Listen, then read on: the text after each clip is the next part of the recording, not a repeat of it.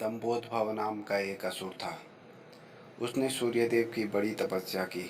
जब सूर्यदेव प्रसन्न होकर प्रकट हुए और वरदान मांगने को कहा तो उसने अमरत्व का वरदान मांगा। सूर्यदेव ने कहा यह संभव नहीं है।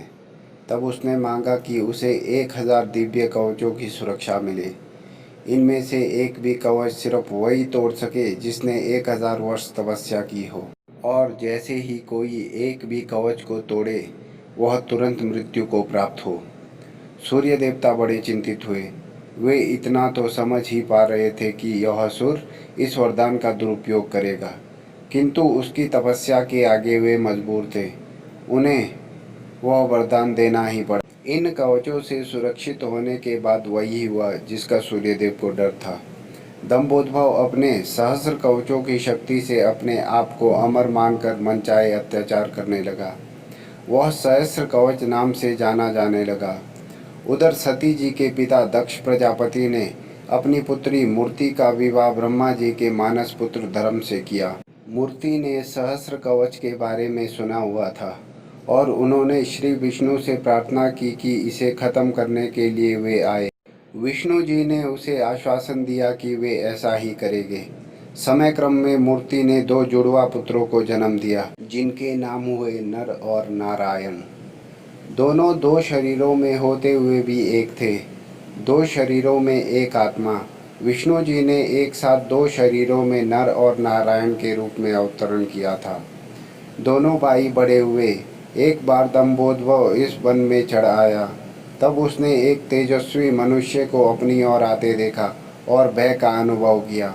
उस व्यक्ति ने कहा कि मैं नर हूँ और तुमसे युद्ध करने आया हूँ।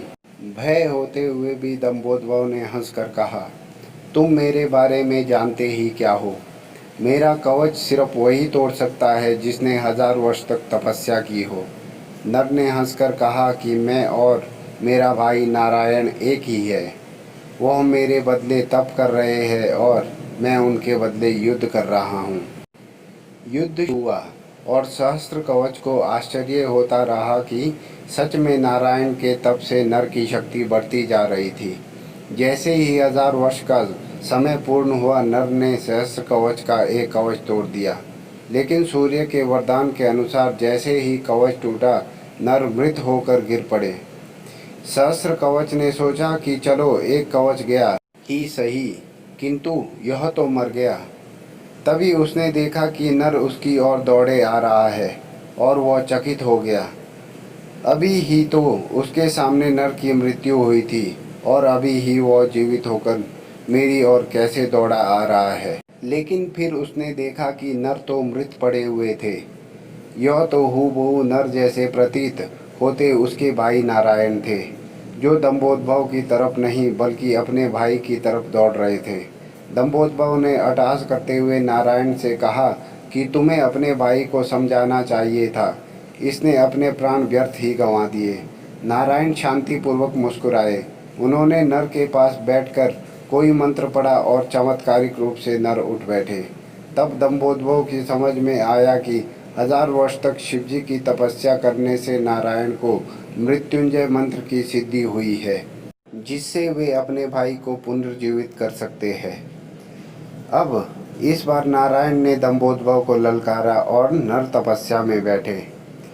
1000 साल के युद्ध और तपस्या के बाद फिर एक कवच टूटा और नारायण की मृत्यु हो गई। फिर नर ने आकर नारायण को पुनर्जीवित कर दिया और यह चक्र फिर से चलता रहा। इस तरह 999 बार युद्ध हुआ। एक भाई युद्ध करता, दूसरा तपस्या। हर बार पहले की मृत्यु हो जाती और दूसरा उसे पुनर्जीवित कर लेता।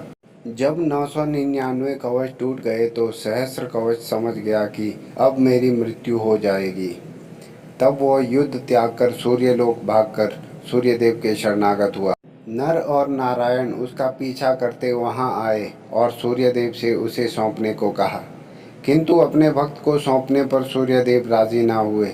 तब नारायण ने अपने कमंडल से जल लेकर सूर्यदेव को श्राप दिया कि आप इस असुर को उसके कर्म फल से बचाने का प्रयास कर रहे हैं, जिसके लिए आप भी इसके पापों के भागीदार हुए और आप भी इसके साथ जन्म लेंगे इसका कर्म फल भोगने के लिए।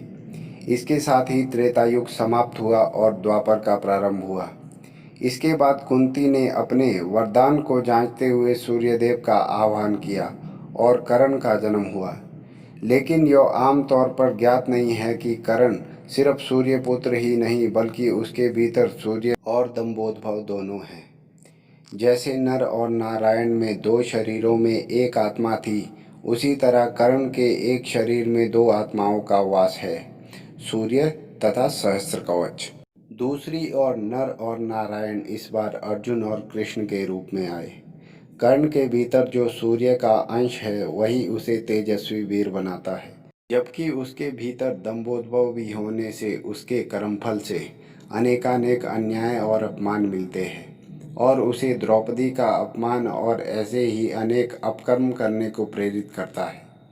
यदि अर्जुन कर्ण का कवच तोड़ता तो तुरंत ही उसकी मृत्यु हो जाती, इसलिए इंद्र उससे उसका कवच पहले ही मांग ले गए थे। अर्जुन के द्वारा जब कर्ण की मृत्यु होती है तो उसके साथ ही दंभोदभव का नाश तथा सूर्य की शाप मुक्ति हो जाती है और विष्णु का हिमालय पुत्री मूर्ति को दिया हुआ वचन भी पूर्ण हो जाता है। धन्यवाद दोस्तों, फिर मिलेंगे ऐसी ही पौराणिक कहानियों के साथ।